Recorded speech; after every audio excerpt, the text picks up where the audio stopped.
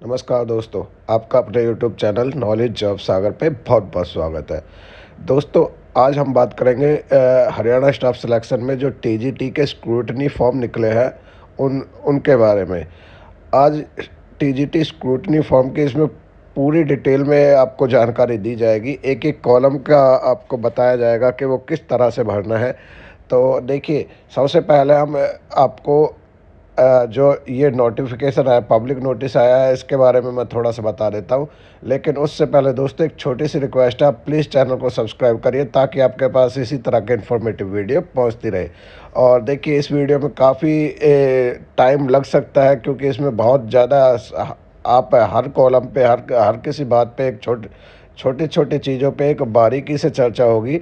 तो थोड़ी सी वीडियो बड़ी हो सकती है। प्लीज़ चैनल को सब्सक्राइब करके रखिए और वीडियो में बने रहिए। चलिए, हम सबसे पहले चलते हैं नोटिस के ऊपर। नोटिस में क्या है? पब्लिक नोटिस है, ये आपने देख ही लिया। इसमें लिखा है, it is notified for the information of all concern candidate that Haryana Staff Selection Commission has declared the result of written examination of various TGT posts, schedule of scrutiny of document। ठीक है जी, इसमें मतलब बता रखा है आपका जो written exam हो गया है, आपका टीजीटी पोस्ट के सभी पोस्ट का जो एडवर्टीजमेंट नंबर 2/2023 की थी, उन सभी का आपका रिटर्न एग्जामिनेशन हो चुका है। ठीक है, और उनसे संबंधित जो कैंडिडेट है उसके उनके लिए ये नोटिस है। तो अब नोटिस में आप देख लीजिए क्या है। This public notice is convenience for the candidate regarding scrutiny of document on the official website। तो ये कह रहे हैं जो ये नोटिस है ये कन्वीनियंस मतलब लाभदायक है किसके लिए? जो बच्चे स्क्रूटनी ऑफ डॉक्यूमेंट भरेंगे जो ऑफिशियल साइट पे अवेलेबल है। ठीक है, commission has upload 3 form, 3 form commission ने अपलोड किए। कौन कौन से? नेमली इंडेक्स फॉर्म, सबसे पहले आपका इंडेक्स फॉर्म है, फिर स्क्रूटनी फॉर्म, फिर आपका अंडरटेकिंग फॉर्म। ठीक है, आपके पास 3 फॉर्म इन्होंने कमीशन ने अपलोड किया है। कौन कौन से? स्क्रूटनी फॉर्म, इंडेक्स फॉर्म और अंडरटेकिंग फॉर्म। ठीक है, अंडरटेकिंग फॉर्म टू विड्रॉल और forgo the claim avail under socio economic criteria. जो अंडरटेकिंग फॉर्म है वो किस लिए? विड्रॉल करने के लिए जो आपने क्लेम कर रखे हैं सोशो इकोनॉमिक क्राइटेरिया के मार्क्स। ठीक है, scrutiny form contains candidate personal and educational information. जो स्क्रूटनी फॉर्म है वो कैंडिडेट की पर्सनल और एजुकेशनल इंफॉर्मेशन रखेगा। और जो index form contain the information regarding the document attach. और जो आपका इंडेक्स फॉर्म है ये आपका सबसे इम्पोर्टेंट फॉर्म है। ठीक है, ये क्या रखेगा? आपके डॉक्यूमेंट की इंफॉर्मेशन रखेगा जो आपने अटैच किए थे फॉर्म में। ठीक है, फॉर्म भरते टाइम। इसके बाद क्या? Form of undertaking may be submit by those who, ये देख लेना, ये लाइन थोड़े से ध्यान से सुन लेना आप जो मैं बता रहा हूँ। कहाँ गया इंडेक्स फॉर्म का? अरे यार, मैं ही खो गया। Form of undertaking may be submitted by those candidates who want to withdraw or forego their claim for mark under socio economic criteria. जो अंडरटेकिंग फॉर्म है वो बस आपको मार्क्स, जिसको विड्रॉल करने हैं ना मार्क्स, उसको भर के देना है। ठीक है, जो अंडरटेकिंग फॉर्म है आपका। Candidate are advise to attach the self attested photocopy of document. Candidate को ये एडवाइस दी जा रही है कि वे अपनी सेल्फ अटेस्टेड फ़ोटोकॉपी दे। जो डॉक्यूमेंट की फ़ोटोकॉपी लगाएंगे ना वो सेल्फ अटेस्टेड देनी है। Which were claimed and uploaded at the time of filling up of online application form on the website. तो जो कौन से डॉक्यूमेंट देना आपको? जो आपने क्लेम किया है या फिर अपलोड किया है जब आपने फॉर्म भरा उस टाइम पे, filling of application online form के टाइम पे जो आपने मार्क्स क्लेम किए उसके डॉक्यूमेंट, और जो आपने अपनी एसेंशियल क्वालिफिकेशन अपलोड किया उनके डॉक्यूमेंट। ठीक है, produce the same and get them verified eight the time of scrutiny. और जो आपने डॉक्यूमेंट उस टाइम पे अपलोड किए वो बिल्कुल सेम होने चाहिए। कब? स्क्रूटनी के टाइम पे, जब वेरिफिकेशन होगा ना, verified eight the time of scrutiny. ठीक है, अब इसमें क्या है नीचे ये देखिए, sequence of document is given below. जो आपके डॉक्यूमेंट है और उसको आपको किस सीक्वेंस में लगाना है ये देख लीजिए। सबसे पहले क्या है, आपको डाउनलोडेड एप्लीकेशन फॉर्म लगाना है और एक्नॉलेजमेंट स्लिप।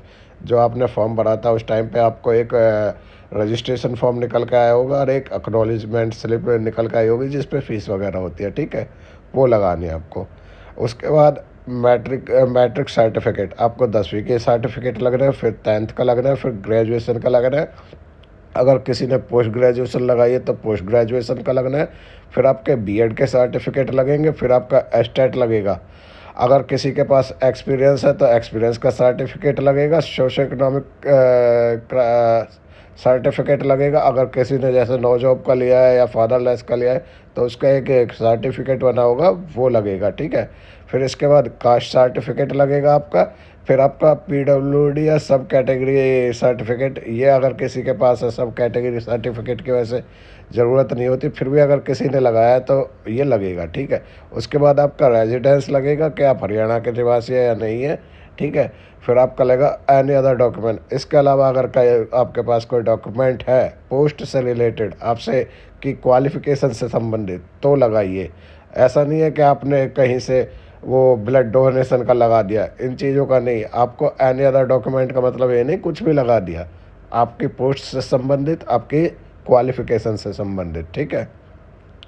इसके बाद नीचे बात कर लेते हैं, candidate are also advise to mark paging on every paper.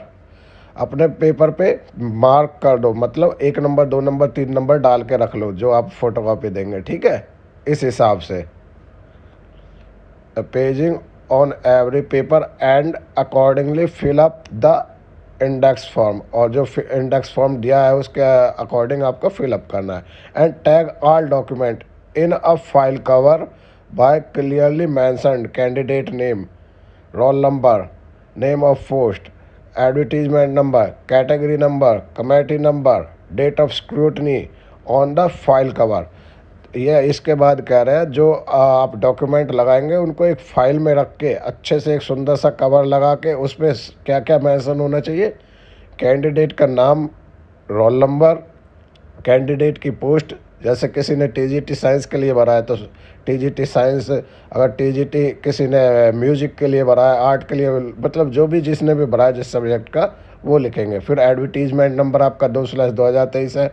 Category number, जैसे अगर किसी ने साइंस भरा है तो आप भरोगे 7 और 12, क्योंकि 7 और 12 उसमें 2 कैटेगरी आपको पता ROH और उसके हिसाब से दे रखे हैं, मैं बात कैडर के हिसाब से, ठीक है। तो अपनी अपनी कैटेगरी भरेंगे।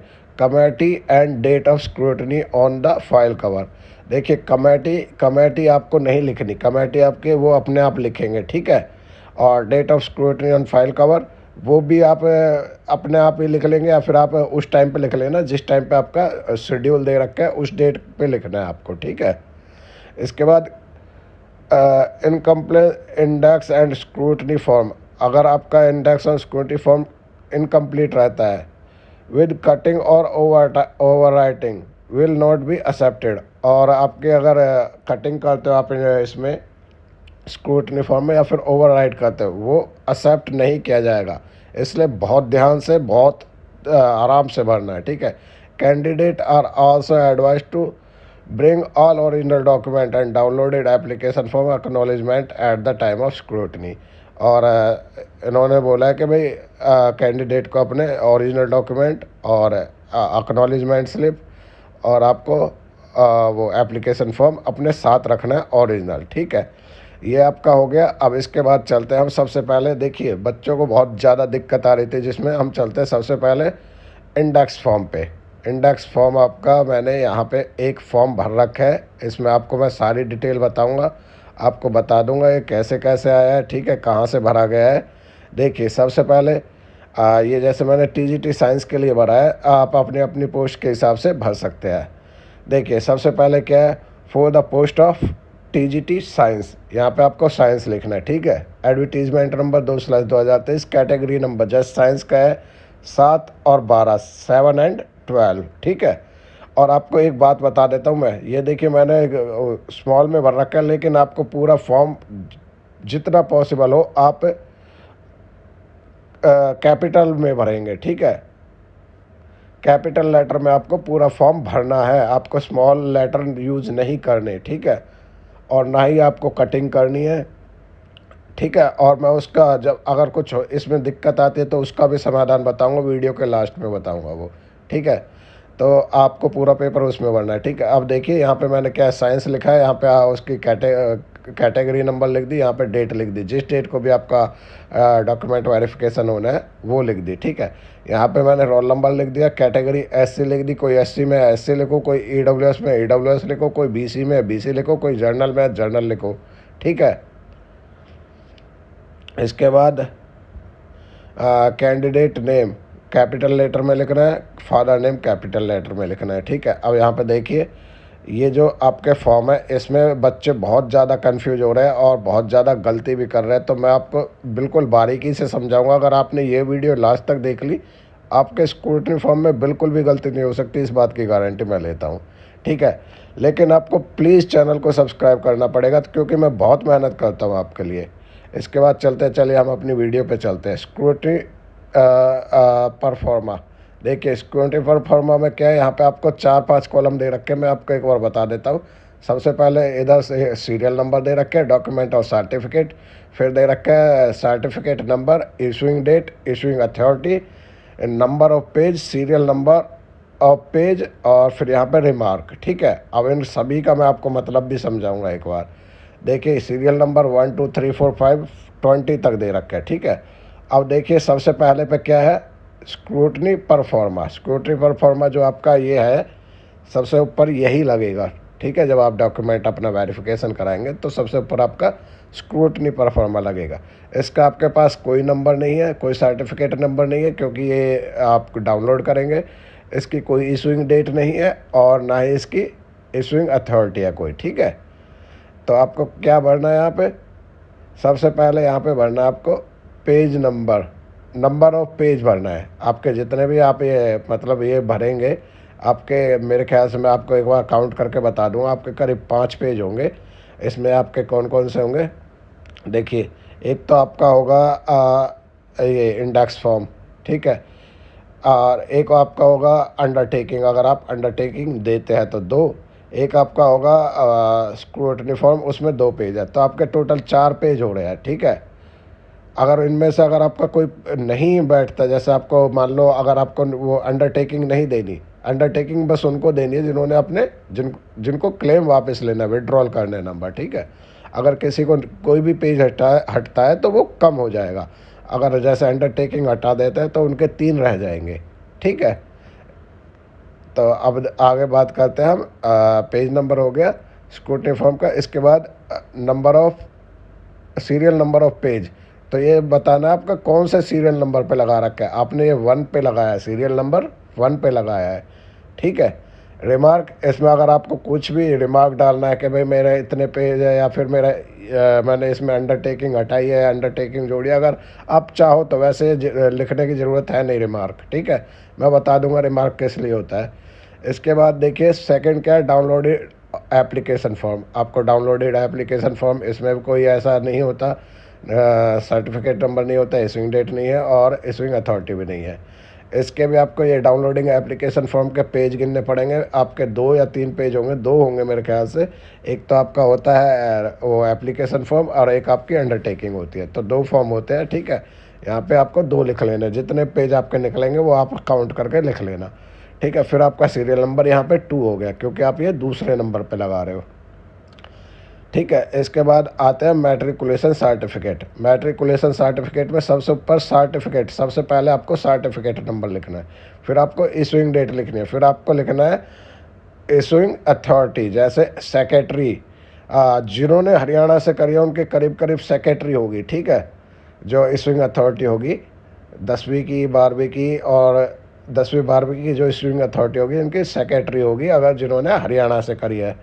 लेकिन आपको मैं एक बार, देखिए बच्चे इसमें बहुत ज़्यादा कंफ्यूज हो रहे हैं, तो मैं आपको ये बता ही देता हूँ ये सर्टिफिकेट नंबर कहाँ होता है और इशूइंग डेट कहाँ होती है और ये इशूइंग अथॉरिटी कहाँ होती है, ताकि आप अपने आप देख सकें। तो एक बार आप वीडियो में बने रहिए, मैं एक बार स्क्रीन को कुछ देखता हूँ, मैंने कहीं इनके फ़ोटो क्लिक कर रखे हैं। हाँ ये देखिए आ गए आप इस पे देखिए जो ये, एक बार मैं यहाँ पे भी मार्क कर ही लेता हूँ। अब देखिए 10th की मार्कशीट में ये है जो आपका, ये आपका आ, वो, एक मिनट क्या था यार, ये सर्टिफिकेट नंबर, ठीक है। ये आपका सर्टिफिकेट नंबर, और सर्टिफिकेट नंबर ये नहीं आपको ये लिख दो कभी 040866, ये नहीं, आपको पूरा लिखना पड़ेगा। कैसे? AI लिख रहा है ना यहाँ पे, AI 040866, ऐसे आपको अपना ये लिखना पड़ेगा सर्टिफिकेट नंबर। इसके बाद आता है इशूइंग अथॉरिटी और डेट। देखिए आप नीचे आओगे तो आप देख रहे होंगे ये जो डेट है आपकी, ये आपकी इशूइंग डेट, ठीक है, अप्रैल 6 2023। आप इसको देखिए वहाँ पे बहुत छोटा कॉलम है, तो आप अप्रैल 6 2023 तो मत लिखना, आप लिखना 6 अप्रैल 06/04/2007, सॉरी 23 बोल रहा हूँ मैं, 2007, ठीक है। तो ये आपकी इशूइंग डेट। इसके बाद आपकी इशूइंग अथॉरिटी कहाँ है, ये देखिए जो आपकी ये होती है, सचिव हिंदी में बोलते हैं, सेक्रेटरी इंग्लिश में बोलते हैं, ठीक है। जो आपके इशूइंग अथॉरिटी है आपकी ये है सेक्रेटरी। इसके बाद चलते हैं हम अपने उसी पेज पे। अब मैं आपको दिखा देता हूँ, आपको पता चल गया होगा। जो आप सर्टिफिकेट नंबर लिखेंगे 10th का, ये रहा, एक मिनट, 10th का सर्टिफिकेट नंबर ये रहा, आपकी इशूइंग डेट ये रही, और इशूइंग अथॉरिटी ये रही। इसके बाद कितने पेज है, वो सिंगल पेज है, मार्कशीट आपकी सिंगल है 10वीं की, ठीक है। और कौन से सीरियल नंबर पे आ रही है, तीसरे पे आ रही है, ठीक है। इसी तरह से आप 12th की देखेंगे। जो 12th की भी मैं आपको दिखा देता हूँ, चलो मैं दिखाई देता हूँ 12th की भी आपको, लेकिन उसमें बहुत ज़्यादा टाइम हम ख़राब करेंगे नहीं।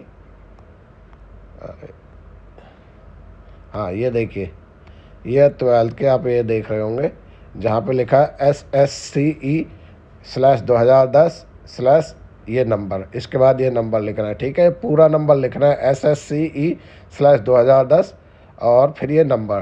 तो ये आपकी सर्टिफिकेट नंबर। अब इसमें इशूइंग अथॉरिटी देखेंगे, देखिए ये CBSE की है, इसलिए इसमें इशूइंग अथॉरिटी क्या है, कंट्रोलर ऑफ एग्जामिनेशंस, ठीक है जी। इसमें इशूइंग अथॉरिटी आप लिखेंगे परीक्षा नियंत्रक या कंट्रोलर ऑफ एग्जामिनेशंस। और जो डेट है इसमें ये रही 19/5/2010। इस तरह से आपको 12th की लिखनी है। ये CBSE की और वो HBSE की, आपको दोनों ही पता चल गए, इसे ये भी अच्छा ही हुआ, ठीक है, दोनों में आपको पता चल गया। पेज नंबर आप देखेंगे यहाँ पे, पेज नंबर 1 है, और सीरियल नंबर कितना हो गया 12th का, 4 हो गया। इसी तरह से ग्रेजुएशन पे चलते, ग्रेजुएशन पे भी आपकी मार्कशीट देखोगे, आपके ऊपर बिल्कुल कोने में ऐसे ही कुछ अल्फ़ाबेट के साथ आपको नंबर दे रखे होंगे, वो आपका है सर्टिफिकेट नंबर। इशूइंग डेट आपको वहीं बिल्कुल कोने में नीचे मिलेगी, ठीक है। और ग्रेजुएशन में, हाँ मैं आपको बता दूँ ग्रेजुएशन में क्या कंफ्यूज हो रहा है बच्चे, ग्रेजुएशन में कंफ्यूज ये हो रहा है कि सर हम इसमें अपनी जो फाइनल मार्कशीट है उसकी लिखे, या फिर हम अपनी डिग्री की लिखे, या फिर अपनी, हमारे पास तो 5 6 मार्कशीट है उसकी लिखे।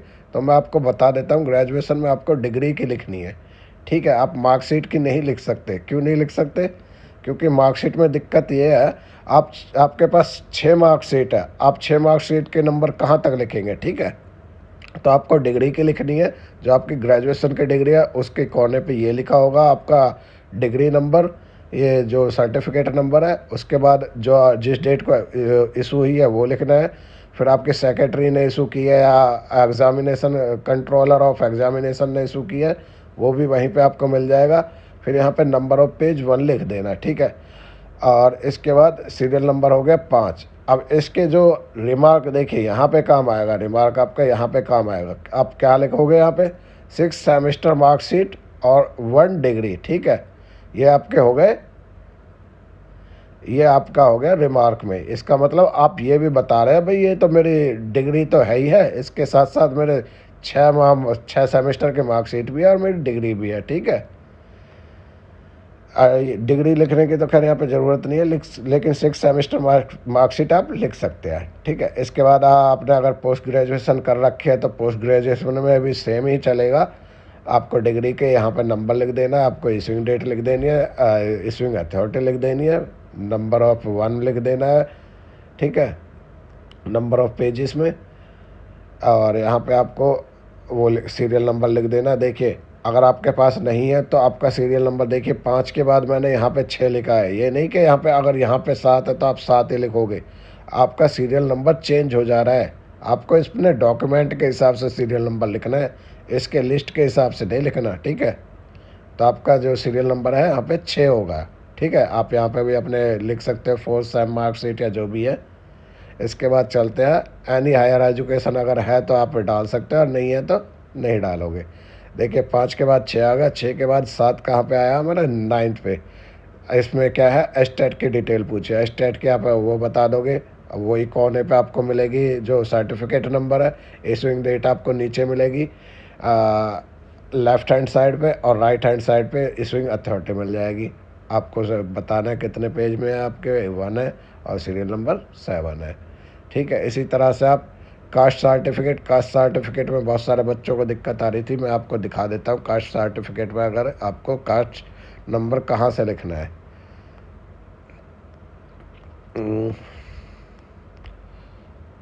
हाँ ये देखिए, ये आप हमारा कास्ट सर्टिफिकेट। कई बच्चे क्या कर रहे हैं, ये जो आपका CIDR ID नंबर है इसको लिख दे रहे हैं, और कई बच्चे आपकी ई दिशा, अरे सॉरी ये रहा, ये ई दिशा वाले नंबर को लिख दे रहे हैं। लेकिन इन दोनों में से आपका कोई भी सर्टिफिकेट नंबर नहीं है। सर्टिफिकेट नंबर मैं बताता हूँ आपका कहाँ है।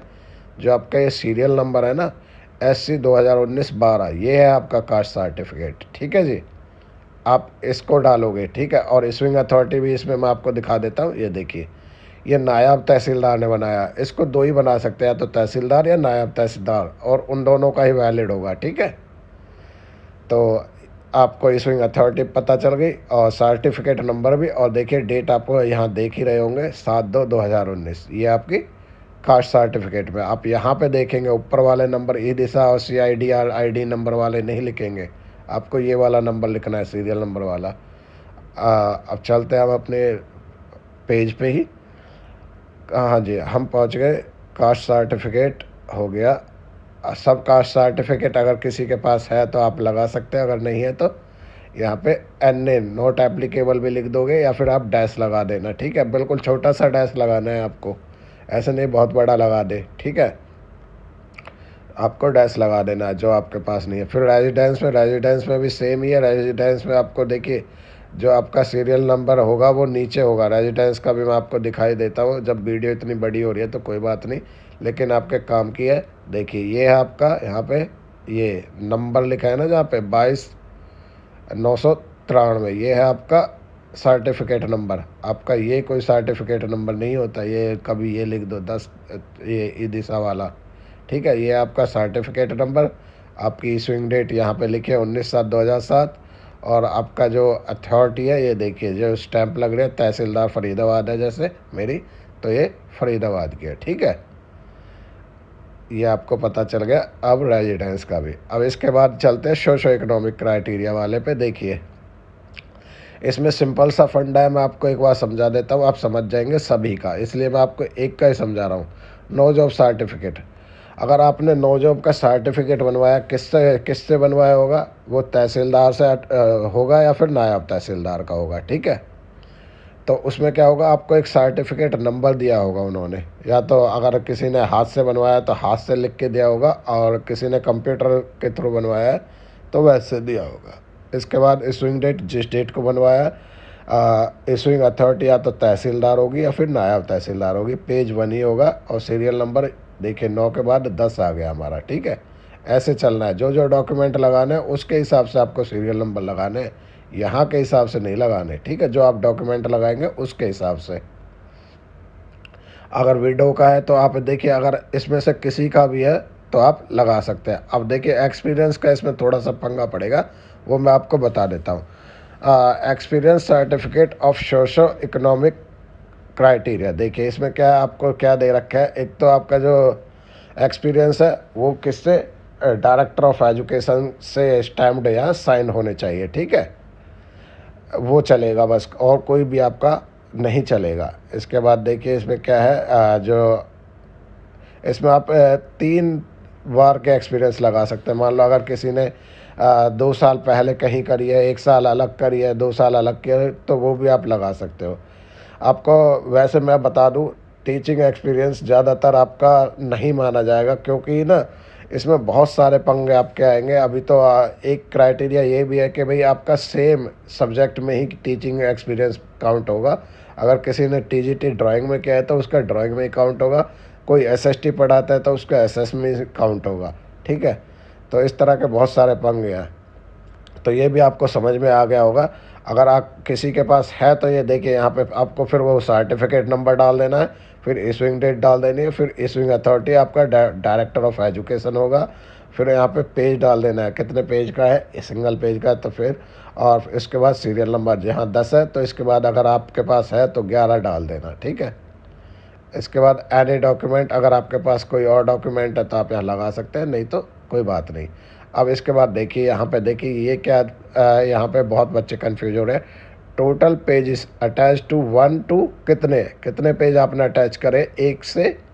अब देखिए हमारे पास थे यहाँ पे आप देखिए, जो जहाँ तक आपका सीरियल नंबर पहुँच गया, इसका मतलब आपने उतने ही अटैच करे हैं। ये देखिए 10, ठीक है, 1 to 10। अब इसमें देखिए page number 1 must be start from scrutiny form, जो पेज नंबर 1 है आपका स्क्रूटनी फॉर्म से स्टार्ट हो रहा होगा, ठीक है। अब इसके बाद चलते हैं यहाँ पे signature of candidate with sign, आप अपने साइन मार देना, नीचे डेट लिख देना, डेट पूरी लिखना, कोई भी ऐसे नहीं लिखेगा, 2023 पूरा लिखना है, ठीक है। कहीं भी अगर आपकी डेट आती है तो पूरी कंप्लीट डेट लिखनी है, शॉर्ट में कोई नहीं लिखेगा। अब इसके बाद चलते हैं अंडरटेकिंग पे। देखिए अब अंडरटेकिंग में क्या है, अंडरटेकिंग में क्या दिक्कत आ रही है। अंडरटेकिंग में कई बच्चों को यही नहीं पता चल रहा कि सर ये नीचे वाले कॉलम में भरना क्या है। मैं आपको बता देता हूँ। डेट मान लो जैसे मैंने ये साइंस के हिसाब से भरी है, 24/7/2023 डाल दोगे। कमेटी नंबर वो अपने आप डालेंगे, किसी को भी कहीं भी कमेटी नंबर नहीं डालना है। यहाँ पे सबसे पहले हरीश कुमार, सन फादर ऑफ चरण सिंह, ठीक है, सन ऑफ चरण सिंह। इसके बाद रोल नंबर डाल देना आपको।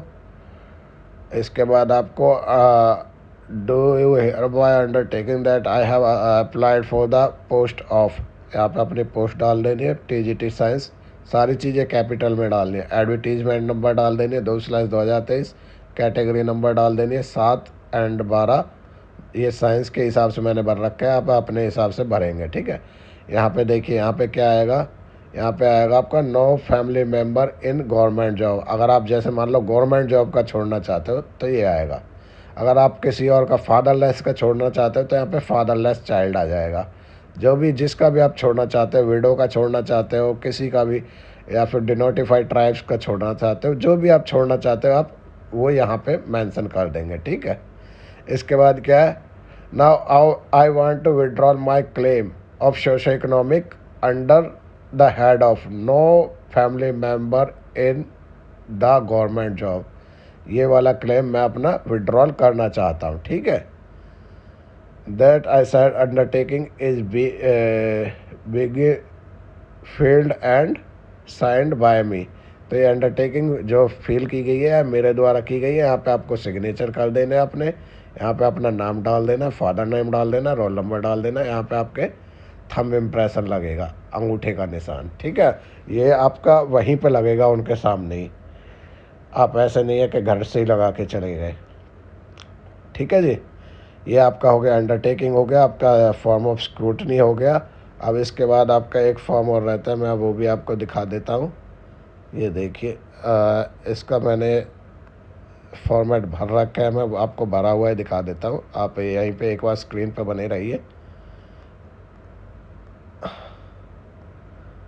हाँ ये रहा, देखिए इसमें क्या है। सबसे पहले मैं आपको एक बार इसमें एडिट कर लेते हैं ताकि मैं आपको थोड़ा सा समझा पाऊँ।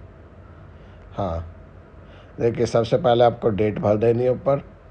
यहाँ पे कमेटी का नंबर नहीं डालना है, अभी भी मैं आपको कितनी बार बोल दिया, कमेटी का नंबर नहीं डालना है, ठीक है। कभी आप डाल दो। ये सारी डिटेल आपकी भरी हुई है। इसमें क्या है, आपका एडवर्टीजमेंट नंबर क्या है, आपके फॉर्म कब खुले थे, कब बंद हुए थे, फिर दोबारा एक्सटेंड डेट कब हुई थी, ठीक है। कॉरिजेंडम डेट सारे लिखिए इसमें। ये आपको छेड़ना ही नहीं है। आपको क्या काम करना है, यहाँ से अपना रोल नंबर डालना है, मोबाइल नंबर डालना है, अपनी मेल आईडी डालनी है, ईमेल आईडी जिससे आपके से कांटेक्ट हो सके। नंबर और मेल आईडी वो डालना जो आपके चालू हो, ठीक है। और जो बहुत अच्छा रहेगा, जो आपने एप्लीकेशन फॉर्म के टाइम पे भरे हो वही डालोगे तो और भी बेस्ट रहेगा। इसके बाद अपना नाम कैपिटल लेटर में, फादर नेम कैपिटल लेटर में, कैटेगरी, ठीक है। समझ गए होंगे यहाँ तक। इसके बाद चलते हैं हम, ये देखिए सीरियल नंबर है, क्वालिफिकेशन है, yes no, certificate number, issuing date, issuing authority और रिमार्क, वही सेम चीज़ आ गई। इसमें क्या है देखिए, सबसे पहले मैट्रिकुलेशन। इसमें मैट्रिकुलेशन यानी कि 10वीं की है या नहीं की, आप डाल देना यस की है, ठीक है। इसके बाद यस आ गया। इसके बाद आ जाएगा आपका सर्टिफिकेट नंबर 10वीं का। इसके बाद आपके 10वीं की इशूइंग डेट, जो सर्टिफिकेट पे इशूइंग डेट है, और इशूइंग अथॉरिटी आपको पता है सेक्रेटरी करता है हरियाणा में, ठीक है। इसके बाद Hindi Sanskrit as one of the subject in matric, Hindi या संस्कृत है तो है यस है, ठीक है। इसमें तो कुछ भी डिटेल इसकी भरनी नहीं है, इस पर एन कर सकते हो कि आप छोटा छोटा सा वो लगा सकते हो डैश। इसके बाद आपने यहाँ पे देखिए जो आपकी क्वालिफ़िकेशन है उसके सामने आपको लिखना है। आपने बीए या बीएफए कर रखी है तो जैसे उसके लिए है, ये आर्ट की वैकेंसी के लिए तो आप ये आर्ट के हिसाब से दे रखा है। आपने जिस जो आपका सब्जेक्ट है, आप अपने वाले जिस क्वालिफ़िकेशन में आपने फॉर्म भरा है उसके सामने यस लिखना है, ठीक है। उसका सर्टिफिकेट लगाना है, आपने बीए करी है तो बीए के अपना सर्टिफिकेट नंबर, और यहाँ पे इशूइंग डेट और इशूइंग अथॉरिटी, जैसे कंट्रोलर ऑफ एग्जामिनेशन, ठीक है, जो इशूइंग अथॉरिटी होता है ग्रेजुएशन का, ठीक है। हायर क्वालिफिकेशन अगर करी है तो वो आप इसकी डिटेल दे सकते हो यस, और फिर वो डाल दोगे अपनी डिटेल। इसके बाद है सर्टिफिकेट ऑफ हैविंग अच्छा स्टेट का। देखिए अगर आपके पास स्टेट है तो आप यहाँ पे यस डालेंगे, यहाँ पे आपको सर्टिफिकेट स्टेट का सर्टिफिकेट नंबर डालना है। सर्टिफिकेट नंबर आपका वही कोने पे होगा और शुरू अल्फ़ाबेट से शुरू होगा, फिर आपके नंबर होंगे, ठीक है। फिर उसमें डेट नीचे होगी लेफ्ट हैंड साइड में, राइट हैंड साइड में आपका अथॉरिटी होगा, और उसका जो स्टेट की अथॉरिटी होती है वो सेक्रेटरी होती है। इसके बाद एज रिलैक्सेशन अगर लिया है तो आपने यस कर देंगे, अगर नहीं लिया है तो आप डैश छोड़ देंगे।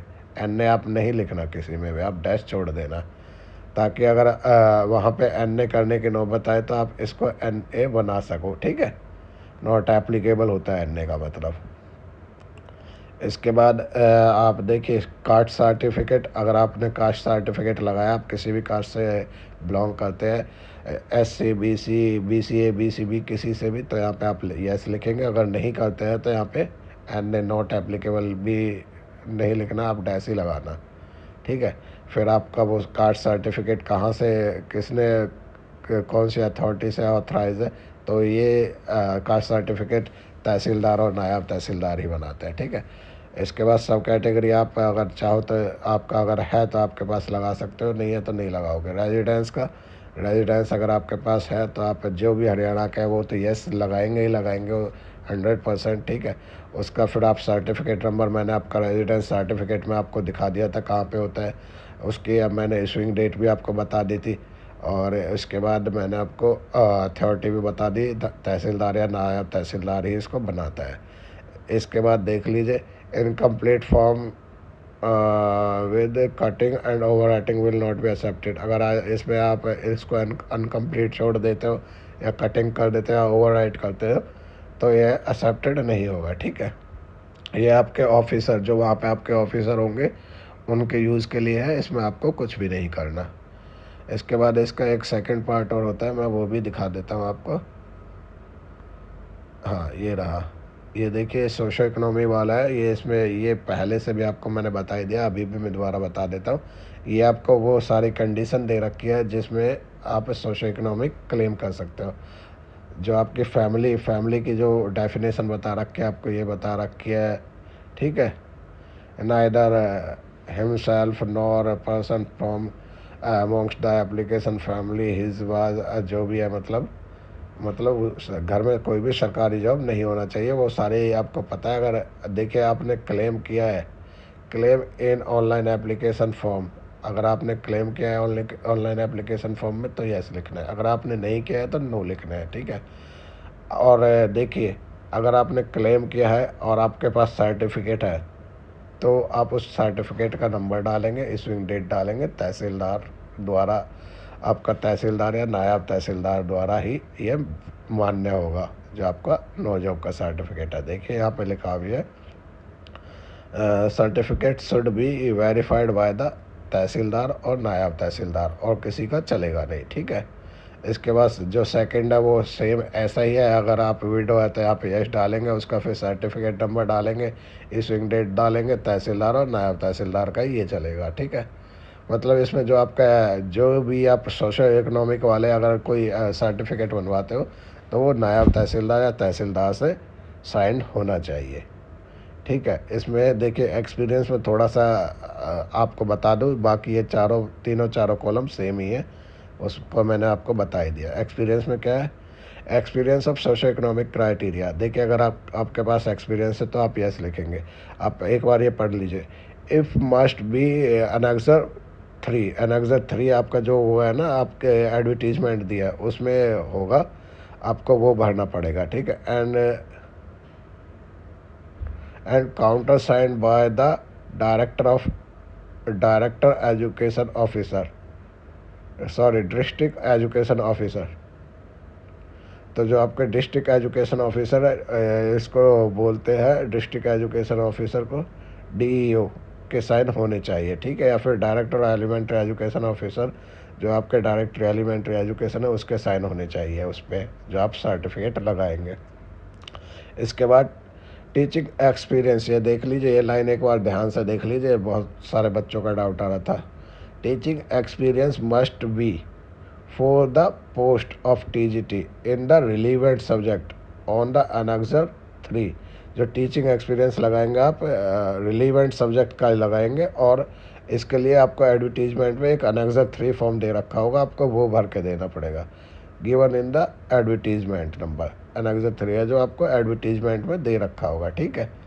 इसके बाद ये डिक्लेरेशन है आपकी जो कि भाई मैं ये डिक्लेयर करता हूँ, जो भी जानकारी दी है मैंने सही दी है, इस तरह से एक डिक्लेरेशन है, ठीक है।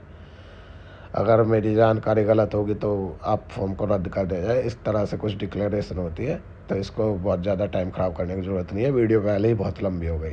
टोटल पेज अटेस्टेड मैंने बताया, जितने भी आपने पेज अटेस्ट करे आप 1 to 10 करे या 1 to जितने भी आपके पेज बैठते हैं काउंट करके आप लिख देना, ठीक है। ये आपका ऑफिस यूज़ का है, यहाँ पे आपके ऑफिस के साइन होंगे। देखिए आपकी वीडियो करीब करीब अब कंप्लीट हो गई। अगर देखिए अब मैं आपको एक बार ले चलता हूँ इसी पे। हाँ देखिए आपको मैंने एक एक कॉलम बता दिया। अगर आपका फिर भी कोई डाउट रह जाता है किसी भी चीज़ को लेके, आप कमेंट बॉक्स में कमेंट छोड़ सकते हैं, मैं ज़रूर आपके कमेंट का रिप्लाई करूँगा। और एक छोटी सी रिक्वेस्ट मैं फिर आपसे कर रहा हूँ, देखिए बहुत बड़ी वीडियो हो गई है, लेकिन ये वीडियो मैंने आपको पूरी जानकारी मिल सके इसलिए मैं थोड़ी बड़ी हो गई, लेकिन कोई बात नहीं, आप वीडियो को पूरा देखेंगे तो आपका ही इसमें फ़ायदा होगा। और दूसरी बात मैं आपको बता दूं, आप प्लीज़ चैनल को सब्सक्राइब करके रखिए। अगर किसी भी तरह की इस तरह की जानकारी आती है तो आपके पास पहुंचा दी जाएगी।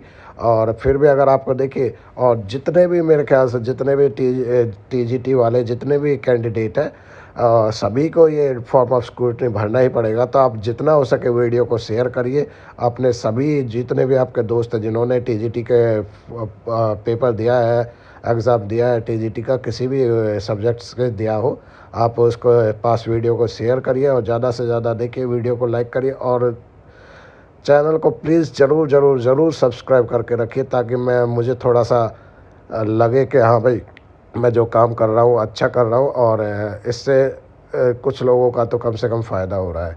तो चैनल को सब्सक्राइब कर लीजिए और वीडियो को लाइक करिए। आपने यह वीडियो यहाँ तक देखी, आपका बहुत बहुत धन्यवाद।